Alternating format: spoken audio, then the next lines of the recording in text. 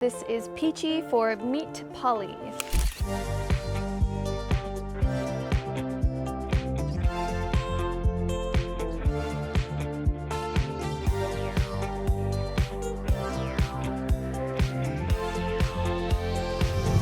Hi guys, welcome back to my channel. I'm just Peachy and today I am introducing you to my new puppy. This is Polly. She is a 10-week-old mini long-haired English cream dachshund. So she is gonna be under 10 pounds her whole life, and I am just gonna be kind of showing you guys what I've been working on with her for like her training. Number one most important thing to start with your new puppy is crate training. So day one, we got her accustomed to the crate and just kind of making sure that she's comfortable in there. The reason that I have a divider in here is you don't want the crate to be too big, then the dogs are going to do their business on one side of the crate. So yeah, you want it to be just big enough for them to stand up and turn around. And so what I'm doing here is making sure that she doesn't exit the crate until I release her. Okay.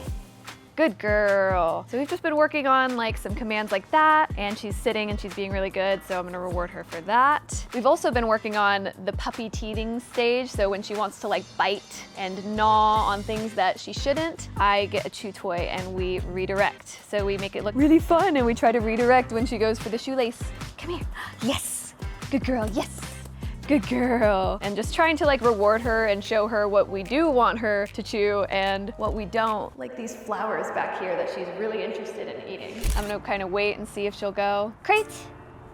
I wanna try and say it one time. Good girl, yes. And then we're gonna kind of shut it and lock it. Practicing your crate training really early on is what helps you learn the potty training the way it should be done. Because, you know, whenever you're not able to like directly supervise your puppy, if you're not watching them, they're gonna go pee in a corner when they shouldn't. But if they're in their crate, you know, dogs naturally don't want to do the business right where they sleep. So as long as you're being diligent as an owner and letting them out every hour or every 2 hours, the potty training usually picks up pretty fast. So she's been really good with that. Knock on wood, we haven't had any accidents today or yesterday. So for a 10-week-old puppy, I'd say that's pretty good. And we're getting to the point where I really only have to wake up like once in the middle of the night to let her out. Because she's so tiny and little, she can't hold her bladder for very long. So gotta wake up in the middle of the night and let her go and do her business. So what I'm gonna do here is open the crate door, and I'm gonna try and get her to stay in the crate until I release her. Practicing it with the door closing is good too, because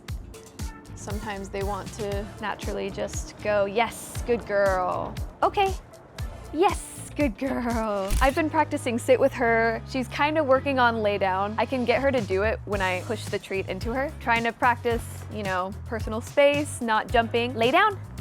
Yes, good girl. That's kind of how I've learned to get dogs to do tricks, is you take the treat and you kind of guide them with the treat. That's how you teach them sit and lay down. And she's such a good girl. She's so smart and she's picking up on all of this. She's doing a great job. Most of you might know this about me already, but I actually already have another dog, a 9-year-old male corgi. His name is Odin. If you're wondering why he's not here right now, he's actually at a board and train. So we're kind of knocking 2 birds out with 1 stone to hopefully get Polly and Odin trained up kind of same time. That way he's not teaching her any bad manners. So she'll go in her crate a lot now because she knows she gets treats for it, which is actually a good thing. We want her to like her crate. So that's why she does this. We'll do this quite often throughout the day, teaching her to be comfortable in there and associate it with good behavior and happy things and not using it as a punishment. I think a lot of dog owners make big mistakes with that when they say, go to your crate, you know, as like a timeout whenever your dog chews something or pees somewhere when they shouldn't. Really, that's an owner mistake, not the dog, because they don't know. But yeah, you don't want to use the crate as a punishment, because then your dog is obviously not going to like going to their crate and they're going to get anxiety. And you know, if you have like a really big dog, some of those dogs will chew out of their crates, break their crate, and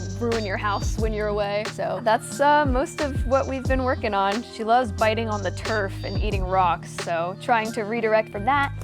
Yes! Good girl. Yes. Kind of working on that. Not the best with that yet. It's kind of hard when they're teething. Oh, look, she wants another treat. She doesn't quite have that one yet. Good girl. All right, I'm gonna see if we can get her to kind of relax in her crate here. This is pretty much the majority of the training. It's just sitting next to the crate, rewarding them when they're being quiet and calm. You don't want to let your dog out of their crate when they're crying and whining, because that kind of tells them in their head, oh, if I cry and I make a lot of noise, they're gonna come and they're gonna get me. So a lot of the times at night when I wake up to come get her and she's real excited and she's gotta go pee real bad, I kind of just have to sit there next to the crate and just wait till she calms down and then reward her, and then we open the door.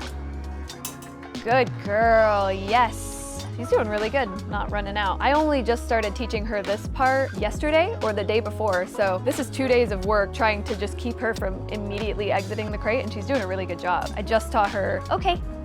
Good girl. She's doing so good. I also like to give her some sugar-free or fat-free Greek yogurt. What I'll do sometimes is I'll take like a little spoonful and put it in like a plastic cup, and I put it in the freezer just to give her like a nice like high-value treat sometimes when she's in her crate, and she loves that. So good job, you're doing so good. Okay.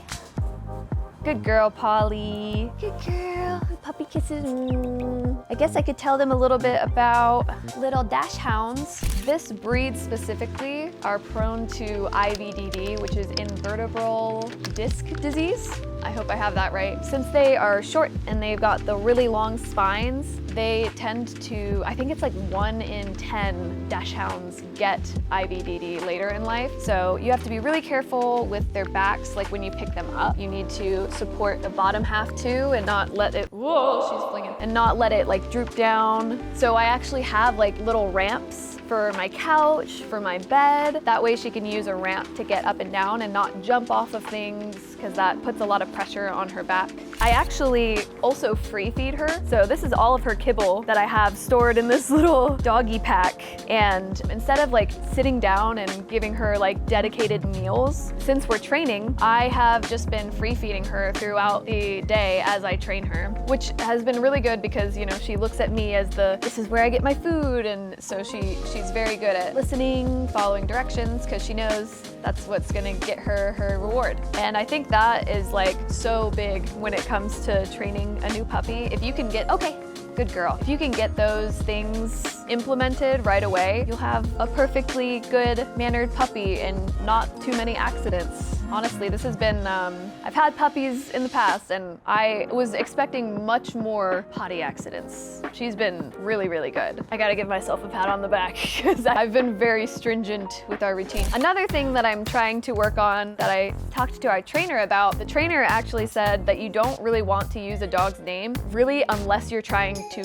call them. So like, don't use their name when they're in trouble. Don't use their name really like just to talk to them and like before saying a command. I'm kind of bad about that. You want them to associate their name with, I'm calling you to come to me. So that's kind of the next thing that we're gonna be working on and implementing, aren't we? Good girl. I've been potty training her by just taking her out to the little potty spot every hour, especially after she drinks water or eats a lot. And what I do is I just give her treats right after she goes and I say, yes, good girl. And that just kind of trains her brain to know that this is where we potty. This is where we get a reward for doing it. And when we do have mistakes inside, you don't punish them. You don't, yell at them or anything. You just clean it up. That's a owner error, not a puppy error, because they don't know any better. All right, guys, that is everything for today's video. I hope you had a blast meeting Polly and maybe that you learned some things about training puppies and dogs. If you like this video, make sure you subscribe and I'll see you guys next time. Bye.